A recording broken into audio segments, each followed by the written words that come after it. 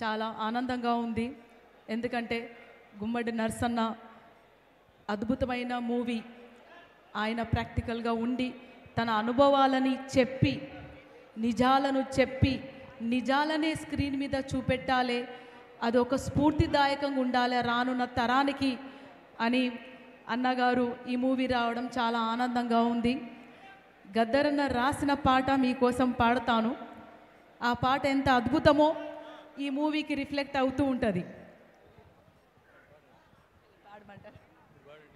ఓటమ్మా ఓటమ్మా ఓటమ్మా నిన్ను ఎట్లా వేసి వచ్చినమ్మా ఓటమ్మా, ఓటమ్మా ఓటమ్మా ఓటమ్మా నిన్ను బిర్యానీ కమ్ముకుంటి ఓటమ్మా, ఓటమ్మా ఓటమ్మా ఓటమ్మా నిన్ను బీరుబాటులమ్ముకుంటి ఓటమ్మా, ఓటమ్మా ఓటమ్మా ఓటమ్మా నిన్ను కులానికి అమ్ముకుంటి ఓటమ్మా, ఓటమ్మా ఓటమ్మా ఓటమ్మా నిన్ను అంగట్లో నిలబెడితే ఓటమ్మా.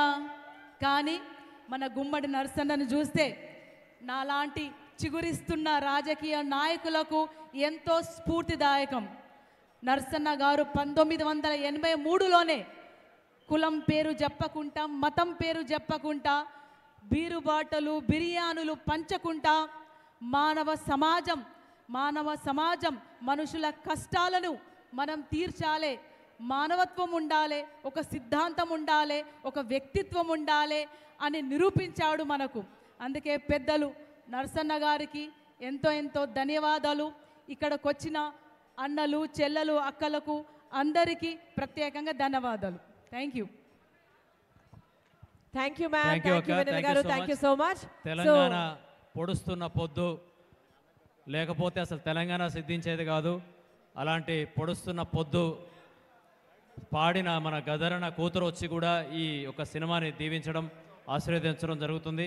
వారికి మా క్రూ నుంచి ప్రత్యేక ధన్యవాదాలు.